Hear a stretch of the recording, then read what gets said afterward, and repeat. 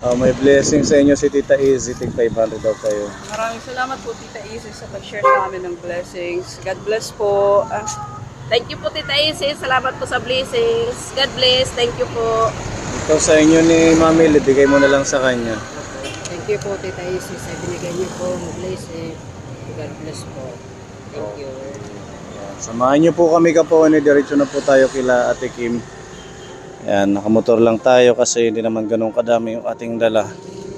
Ayan, shoutout sa mga viewers at saka mga taga-Borongan, maupay nga adlaw haton nga tanan. Please subscribe and support po sa ating munting channel.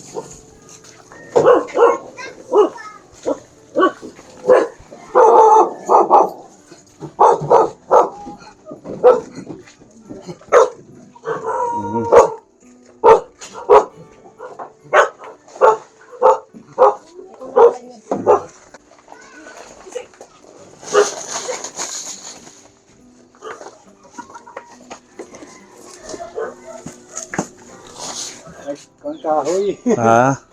Nanguha ng panggatong. Kupal. Naglinis rin kan kutra sa nanay. Pangmarap pa project. Wala kang trabaho ngayon. Si nanay nandyan, yung asawa nyo? Ali. Ha? Ali ka na. Paksam. Kabila. Nasa kabila. Andyan si Kim. Oo. Andyan. Friends, tawagin mama. Hindi ba natawag sa inyo yung asawa ni Kim or walang sinasabi kung anong plano niya dun sa pagsustento sa mga bata? Hindi pa tumatawag sa amin. Hindi pa mula nung umalis yan. Hindi pa kami usap-usap. Ha?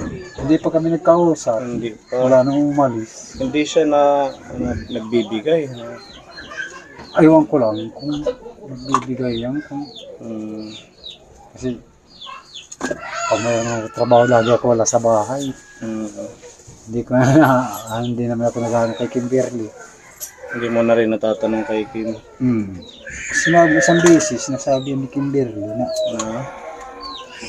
ano raw, tatay sabi daw ni Kimberly, may nag-chat sa akin na katrabaho niya.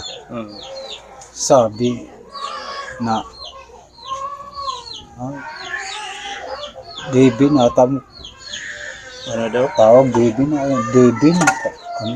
Devin sana kung sana masaya ka sa paglalakbay mo. Bakit? Ano bang nangyari? Pag ganyan, meron yan nangyari. Siguro baka ano ko lang, baka siguro ano lang katrabaho niya ba o kaya siya lang ang may sabi na sabihin mo mag-chat ka doon sa ano para hindi ako guluhin, hindi ako anuan. Sabi ni Kimberly, iblinak daw siya. Pero ayaw ko hanggang ngayon kung hindi naman ako sa kanila nakiki Hindi po kayo nag-uusap ng magulang ni Kuya Dave? Hindi pa kami nagkikita. Hindi pa kayo nagkikita niya? Kasi one time nagpunta daw dito, kinuha yung motor. Oo, wala ako dito, nandun ako nagtatrabaho. Pero nagkataon meron ako trabaho. Tapos sinabi naman Kimberly. Mm. Sabi niya, tatay, nandun na yung motor, kinuha na. Alam niyo po ba yun na naghihiwalay na sila o may problema na sila sa pagsasama? Alam ni Nino, ni. Kayong magulang ni Kim. Oo, hindi. Hindi pa. Hindi pa. Ito lang nalaman ninyo. Oo, dito ko lang na. Pero hindi nagkukwento si Kim na yung ganun. Hindi na nagsusustento si Dave. Ewan ko lang kung hanggang ngayon. Dati, sabi nila na wala pa akong ano. Pero, ewan ko lang hanggang ngayon mula umalis. 6 ng Mayo hanggang ngayon. Ewan ko lang kung hindi ko lang alam kung nagbibigay.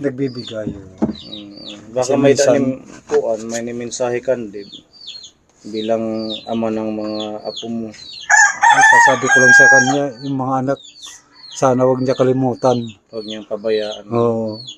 Yung Kahit pabayaan, man- tsaka suportahan niya. Hindi man, sila, Padalhan, mga bata. hindi man sila magkaintindihan ni Kim. Dapat yung mga bata na lang matulungan, masustentuhan. Kung siya lang hindi siya makakakilos. Ayun nga. Buti na lang nandito yung asawa ko.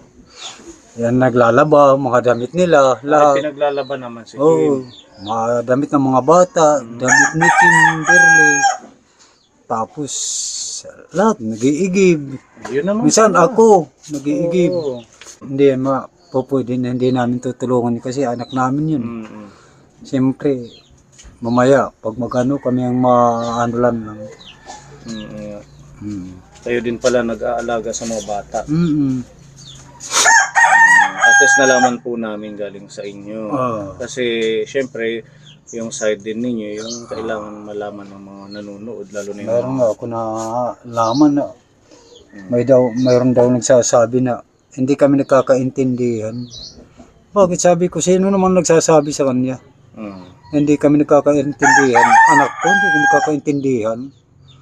Kaya nga hindi ko pinahiwalay sa akin para malaman ko lang kung anong kalagayan niya. Kung mayroon siya problema, kagad ko malalaman kung kagad ko maanuan, tutulungan. Opo. Yun kasi pag tinatanong namin siya, pag nag-vlog kami sa kanya, sinasabi niya sa amin na wala daw nag-ano sa kanya, tumutulong. At least nalaman namin. Kaya gusto ko kayong makausap para Isang beses nga nagkasakit nanay niya, asawa ko. Mm. Ilang araw na naglalaba. 3 araw ata nalaba. Mga damit yung mga bata, yung mga damit nila. Siyempre hindi naman Hindi rin naman matitiis ng mga magulang. Oo, Alam ko talaga. pag kahit sino talagang magulang, hindi naman minsan lang matitiis yan. siguro si Ate Kim nagsa-self-pity. Wala siyang feeling niya, wala siyang karamay sa kanyang sitwasyon. Minsan nga, nagkakaano ang sagutan sila nanay niya. Sinasabi naman nanay niya, sige, mamaya-maya, mag-uutos ka sa akin. Hindi naman natitiis. Talagang inaano lang talagang basis. Dapat ano lang si Ate Kim, maging mapagpakumbaba, lalo na sa magulang. Kasi walang ibang gagabay kundi kayo. Ba? Mm. Sabi ko, hindi naman tutulong yung ibang tao sa inyo. Kung meron ka problema, una-una tatawagin mo kami.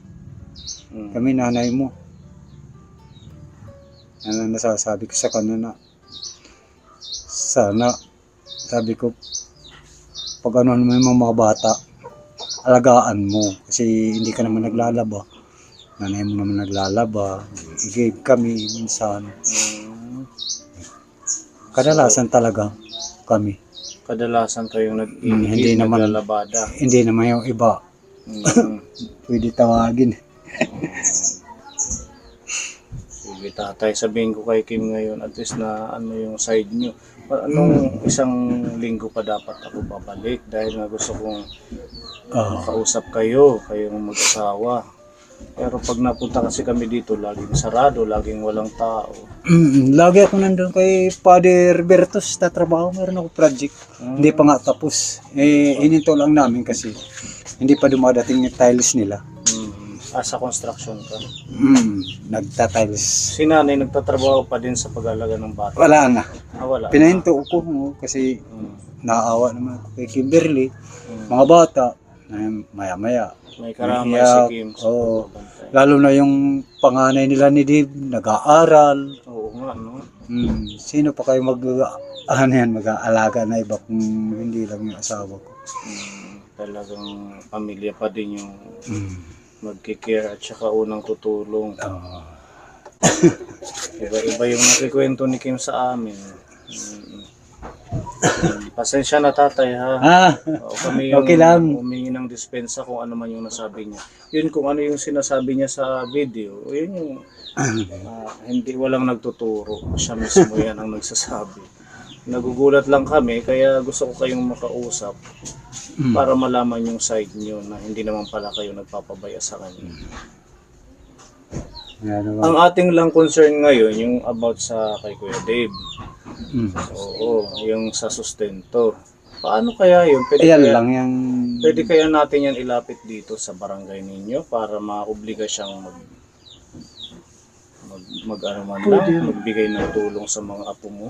Pwede yan kung hindi talaga siya nagbibigay. Pero kung nagbibigay, ewan ko lang, hindi ko lang alam kung bibigay. Kasi minsan si Kimberly, minsan naglilihim sa amin, Naglilihim siya. hindi pagsabi sa amin, hindi makapag-istorya. Yan lang. Hindi ko lang alam na Sige. nag-ano. Kaya alam mo, kung hindi ako sigurado sa kanya kung Baka nga magbibigay, mag-report tayo, kung tapos hindi. Nagbibigay naman pala. Hindi naman nagsasabi si Kimberly sa amin na, tatay, si Dave, hindi sa amin nagbibigay mula nung umalis hanggang ngayon. Hindi naman nagsasabi sa amin. Pero sa amin nagkukwento siya. Sino? Si Dave. Si Kim na hindi daw siya sinusuportahan, hindi nagpapadala. Ay, bakit hindi pwede yan ilapit sa mga ayun siya ng gobyerno, kaya gaya ng DSWD, pwede yan eh. Oo. Pwede siguro i-report muna sa barangay, tapos ang barangay mag-a-assist Pwede sa yan. atin papuntang DSWD para matulungan. Kung talagang hindi. Kung talagang hindi. Yun ang aalamin natin ngayon. Bakit hindi ilapit natin sa ng gobyerno? Kasi hindi niya kakayanin kay 5 bata, di ba? Tapos nagagatas pa yung 3. Sige tatay, kakausapin namin siya. Sige. Oo. Maganda sana kung nandito si nanay, asawa niyo. Nandun tinawag yung pinsan niya Tinawag. sa kabilang kalsada.